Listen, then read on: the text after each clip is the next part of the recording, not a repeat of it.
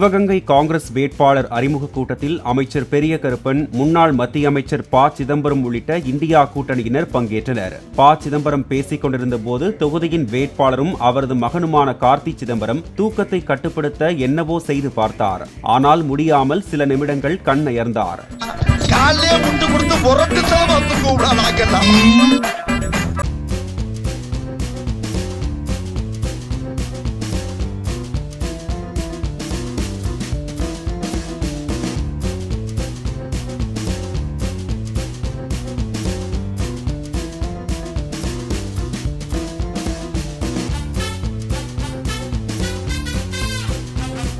இது ஒரு வேட்பாளரை தேர்ந்தெடுக்கும் தேர்தல் அல்ல.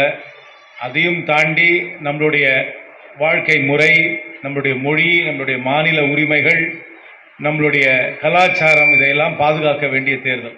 நம்ம ஒரு கோயிலுக்கு போய் கடா வெட்டுற பழக்கம் உண்டா இல்லையா? நமக்கு இருக்குல்ல. முனீஸ்வரன் கோயிலுக்கு போய் கடா வெட்டுற பழக்கம், நேர்த்தி கடனா சேவல் கொடுக்குற பழக்கம்லாம் இருக்குல்ல. அவங்க திருப்பி ஆட்சிக்கு வந்தாங்கன்னா ஜாக்கிரதையாக கேளுங்க, நம்ம கோயிலையெல்லாம் அவங்க கட்டுப்பாட்டுக்குள்ளே கொண்டு போடுவாங்க. நம்மளுடைய பழக்க வழக்கங்களுக்கு தடை போட்டுருவாங்க. நம்ம கடா வெட்ட முடியாது, சேவலை நேர்த்தி கடனா கொடுக்க முடியாது, நம்ம முனீஸ்வரனுக்கு படைக்கிறத படைக்க முடியாது. கோயிலெல்லாம் அவங்க கட்டுப்பாட்டுக்குள்ள எடுத்துக்கிட்டு அவங்க சொல்ற முறை, அதாவது சமஸ்கிருத மேற்தட்டு அந்த முறையில தான் வழிபாடு நடத்த வேண்டும் என்று சொல்லி நம்மளுடைய பழக்க வழக்கங்களுக்கு தடை போட்டு விடுவார்கள். அது மட்டுமல்ல, கோயிலுக்குள்ள இவங்க தான் வரலாம், கோயிலுக்குள்ள அவங்க வரக்கூடாது, அவங்க எல்லாம் வெளியே இருந்து தான் கும்பிடலாம், அவங்க அந்த பக்கமே வரக்கூடாது, கோயில் பக்கத்தில் இவங்க தான் கடை வைக்கலாம், இவங்க தான் தேர் இழுக்கலாம், இந்த மாதிரி சட்டமெல்லாம் போட்டுருவாங்க.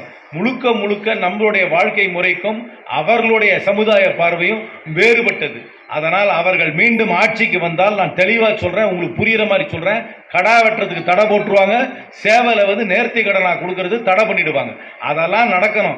நம்ம கருப்பசாமிக்கு நம்ம நினைக்கிற மாதிரி நம்ம வழிபடணும் அப்படின்னு நினைச்சோம்னா, நம்ம வாக்களிக்க வேண்டிய சின்னம் திராவிட முன்னேற்ற கழகம் ஆதரிக்கும் காங்கிரஸ் கட்சிக்கு கை சின்னத்திலே வாக்களிக்க வேண்டும் என்று கேட்டுக்கொள்கிறேன்.